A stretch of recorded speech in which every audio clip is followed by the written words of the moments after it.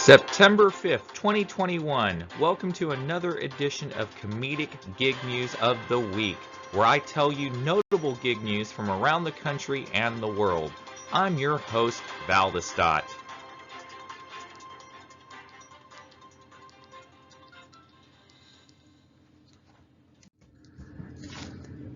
First, the comment of the week. A commenter named Carlos Coquinda made a comment about investing in a driver's future. Use multiple streams of income. For cash flow stability, use that cash flow after expenses and invest that money into assets that increase in value and generate more cash flow over time. I now aggressively invest 50% of my income.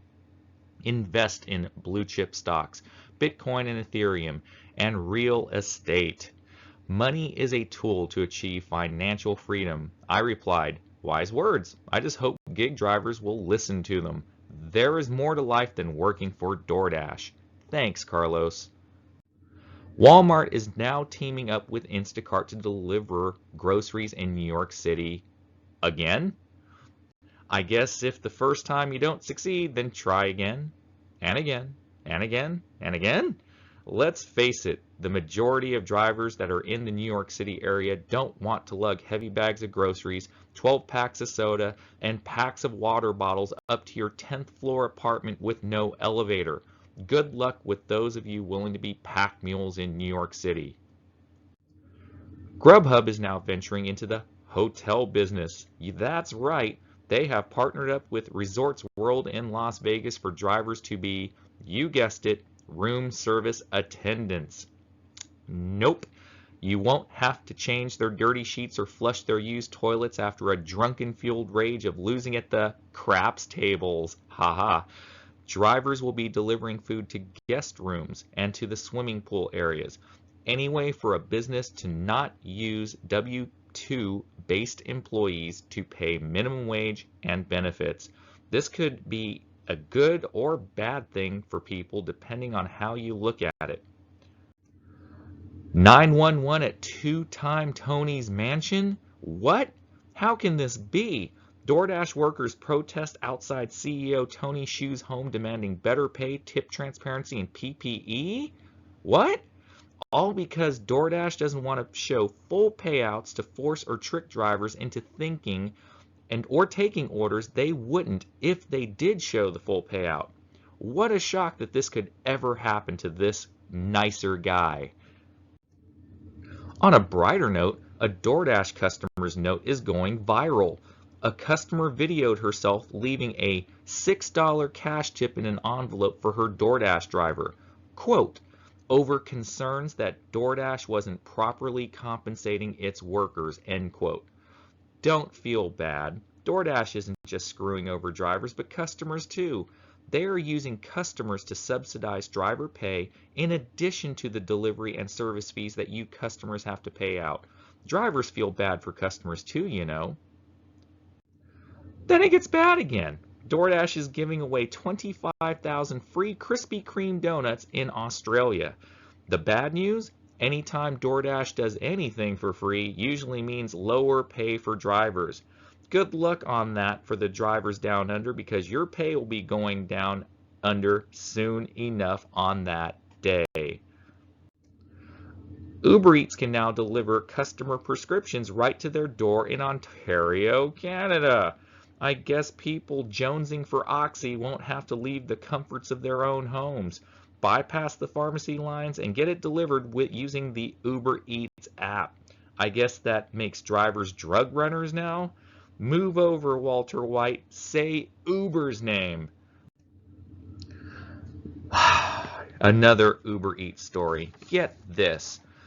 UberEats is experimenting using drivers as walkers? Huh? A pilot project from UberEats is trialing walking couriers in Tokyo, making for a slower sorted food delivery that a customer might expect from gig workers. Next, they will be resorting to hiring 14 to 15-year-old junior high school students like McDonald's because no one is wanting to work there. You don't believe me? Check this out. An Oregon McDonald's is so desperate for workers, it hung a huge banner outside calling on 14-year-olds to apply. Way to skirt labor laws. Wow.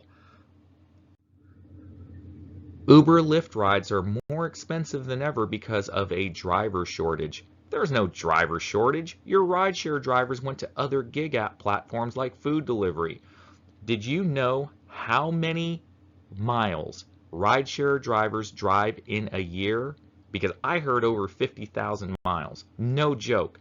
And Uber and Lyft can't figure out why these drivers left. Maybe because the pay is a joke and drivers don't want to kill their cars?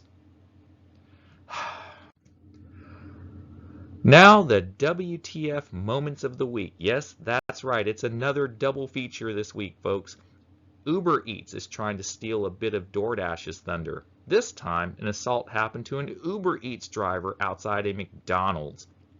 The story states it was an assault and robbery on the driver. Serious question.